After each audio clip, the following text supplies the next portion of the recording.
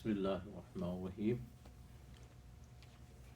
قال الله تعالى في القرآن المجيد والفرقان الحميد بعد أعوذ بالله من الشيطان الرجيم بسم الله الرحمن الرحيم. قل لا أسألكم عليه أجرا إلا المودة في القربى. صدق الله العظيم وصدق رسوله النبي الكريم ونحن على ذلك لمن الشاهدين والشاكرين. أما بعد إن الله ملائكته يصلون على النبي يا أيها الذين آمنوا صلوا عليه وسلموا تسليما. اللهم صل على سيدنا مولانا محمد وعلى آله وصحبه أفضل صلواتك بعدد معلوماتك بارك وسلم. اللهم صل وسلم على النبي الأمي وعاله. اللهم صل على سيدنا مولانا محمد معدن الجود والكرم وعاله وصحبه وسلم تسلیما كثيرا كثيرا. اللہ تبارک و تعالیٰ کا ارشاد مبارک ہے کہ آپ فرما دیجئے کہ میں تم سے کسی قسم کا بدلہ نہیں چاہتا. آپ فرما دیجئے کہ یہ جو میں نے تم کو راہ حق پہ لے آیا ہے، گمراہی میں تم پڑے تھے، میں نے تم کو راہ حق دکھائی ہے. اللہ کے حکم سے میں تمہیں پیغام پہنچاتا ہوں، اللہ کی محبت بتاتا ہوں، اللہ کا راستہ بتاتا ہوں، اللہ کا خوف دلاتا ہوں. یہ جتنی باتیں ہیں یہ سب میں اس کا تم سے کوئی بدلہ نہیں چاہتا ہوں. پھر کیا چاہتے ہیں؟ تو خود اللہ تبارک و تعالیٰ نے فرمایا الا المودۃ فی القربى، میرے قرابت دار عزیز و قریب جو ہے ان سے محبت کرو. تو یہ نبی کریم صلی اللہ علیہ وسلم نہیں کہہ رہے ہیں، یہ اللہ تبارک و تعالیٰ کہہ رہا ہے کہ اہل بیت کی محبت کرو، ان سے محبت کرو. یہ نہیں ہے کہ جو ہے نا، اچھا اس میں بھی دو تین باتیں ہوتی ہیں کہ ایک بات تو یہ ہوتی ہے کہ یہ کس سے کہا جا رہا ہے؟ امت سے کہا جا رہا ہے. اور امت میں کس سے کہا جا رہا ہے؟ جو غیر سید ہیں ان سے کہا جا رہا ہے، سیدوں سے نہیں کہا جا رہا ہے. جو غیر سید ہیں ان سے کہا جا رہا ہے کہ تم ان سے محبت کرنا، ان کا ادب کرنا، ان کا احترام کرنا. غیر سید سے کہا جا رہا ہے. اچھا سیدوں سے اس لیے نہیں کہا جا رہا. سید، بعض سید ایسے بھی ملتے ہیں ہم کو جو یہ کہتے ہیں، بڑی بڑی محفلوں میں جاتے ہیں اور خود ہی کہتے ہیں ہم بھی سید ہیں. کیا مطلب ہے ہم بھی سید؟ یعنی ہماری بھی عزت کرو. نہیں، ایسا نہیں ہونا ہے، ایسا نہیں ہونا ہے. اگر آپ سید ہیں تو سید اپنے آپ کو چھپاتا ہے، ظاہر نہیں کرتا ہے. سید کے لیے یہ ہے کہ سید کی شان یہ ہے کہ وہ اپنے آپ کو چھپائے، ظاہر نہیں کرے.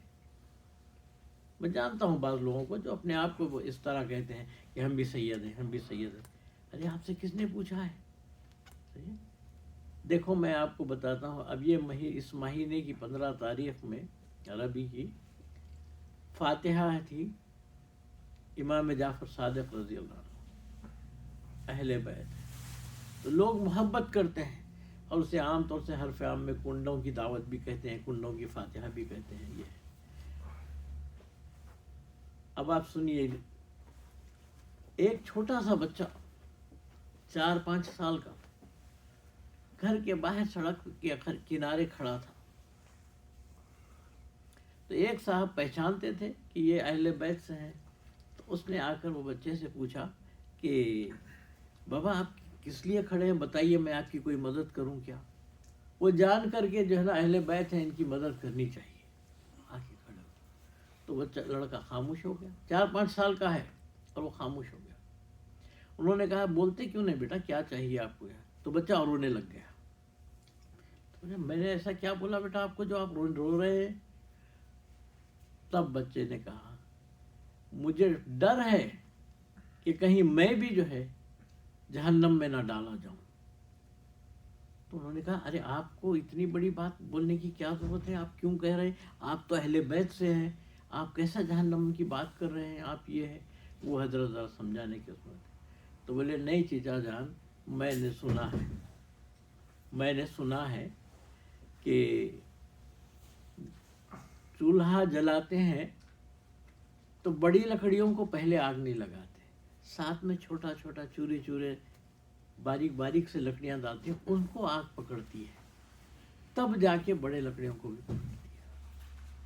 تو میں بھی ڈر رہا ہوں کہ کہیں ایسا نہ ہو کہ ابو جہل وغیرہ کے ساتھ مجھے بھی چھوٹے چھوٹے ڈالیں، مجھے بھی آگ میں ڈالیں، چھوٹے بچہ ہوں میں۔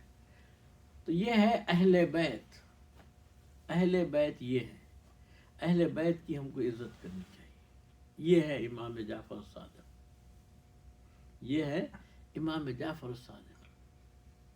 امام جعفر صادق کون ہے؟ امام جعفر صادق کے والد کا نام ہے امام باقر، امام باقر رضی اللہ عنہ۔ امام باقر کس کے ہیں؟ امام باقر ہے امام زین العابدین کے صاحبزادے۔ امام زین العابدین کون ہے؟ امام حسین کے صاحبزادے ہیں۔ اور امام حسین کون ہے؟ علی کرم اللہ وجہ کے صاحب۔ آج کے دور کے ہر سید کے بارے میں آپ کو شک ہو سکتا ہے کہ ہو سکتا ہے یہ شخص سید نہیں ہو۔ کس کے پاس ہے پوری اس کی جینیالوجی؟ کس کے پاس ہے؟ 2-4 پشت تک جاتے، اس کے بعد اپنا دادا پردادا کے نام تک برابر سے نہیں بول سکتے، اس سے آگے جا سکتے۔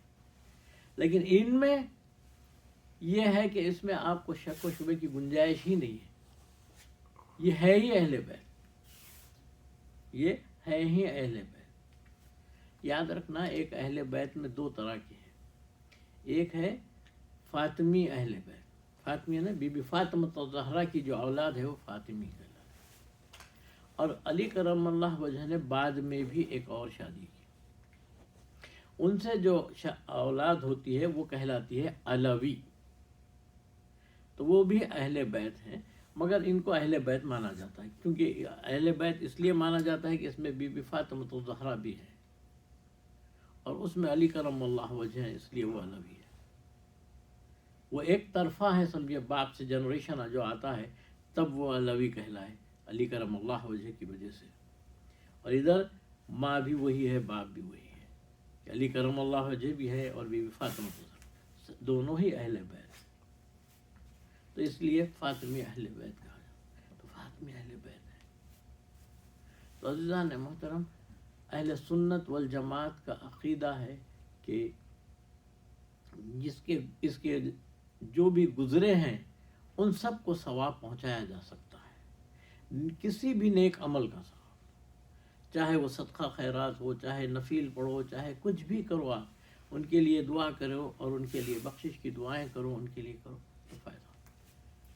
بعض لوگ اس کی مخالفت بھی کرتے ہیں جو درست نہیں ہے۔ کیوں؟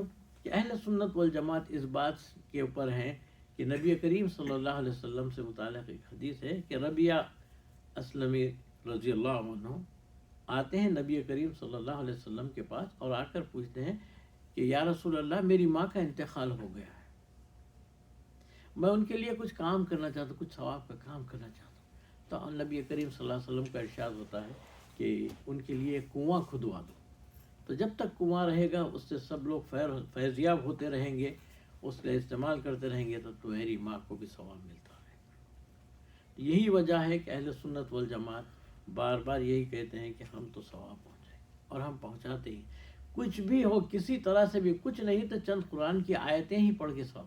اسی لیے اکثر ہمارے پاس یہی ہوتا ہے کہ سورہ فاتحہ اور 3 دفعہ سورہ اخلاص پڑھ کر اور درود شریف پڑھ کر بخشا جاتا ہے کہ ہمارے فلاں مرحومین کو اس کا ثواب دیا جائے، فلاں کو اس کا ثواب دیا۔ تو 3 دفعہ کیوں پڑھا جاتا ہے سورہ اخلاص؟ کہ حدیث مبارکہ ہے کہ 3 دفعہ اگر کوئی، نبی کریم صلی اللہ علیہ وسلم اپنے حجرے سے تشریف لاتے ہیں اور دیکھتے کیا ہے کہ صحابہ بیٹھے، تو نبی کریم صلی اللہ علیہ وسلم کہتے ہیں کہ اچھا میں تم کو 1/3 قرآن نہ سنا دوں، 1/3 نہ سنا دوں، اور تم لوگ بھی پڑھ سکتے ہو، روز پڑھا کرو۔ یا رسول اللہ 1/3 قرآن ہم کیسے پڑھ سکیں گے، اتنا زیادہ ہے۔ تب آپ نے سورہ اخلاص پڑھ کے بتایا، تب آپ نے کہا کہ 1 دفعہ اگر پڑھو گے تو 1/3 ہے، اسی لیے اگر تم 3 دفعہ پڑھو گے تو سارے قرآن کا ثواب ہے۔ یہی وجہ ہے ہم اپنے گزرے ہوئے لوگوں کے لیے ان کے لیے یہی پڑھتے ہیں کہ سورہ اخلاص بھی پڑھتے ہیں، کم سے کم ایک قرآن کا پورا قرآن نہیں پڑھے تو نہیں، اس کا ثواب تو کم از کم ان کو دیا جائے۔ ہم اگر ہیں دنیا میں تو ہمارے والدین کی وجہ سے، اور ہمارے والدین اس دنیا میں تھے تو ان کے بھی والدین جو ہمارے دادا، ان لوگوں نے ہمیں اچھی تربیت دی ہے۔ ہمارے والد کو اچھی تربیت دی تو ہم ایسے، ہم اپنے اولاد کو اچھی تربیت دیں گے تو وہ بھی ایسے ہو۔ تو اس لیے ان کا حق بنتا ہے کہ ہم ان کے لیے بھی دعا کرتے رہیں۔ تو عزیزان محترم، امام جعفر صادق رضی اللہ عنہ 15 رجب ہے۔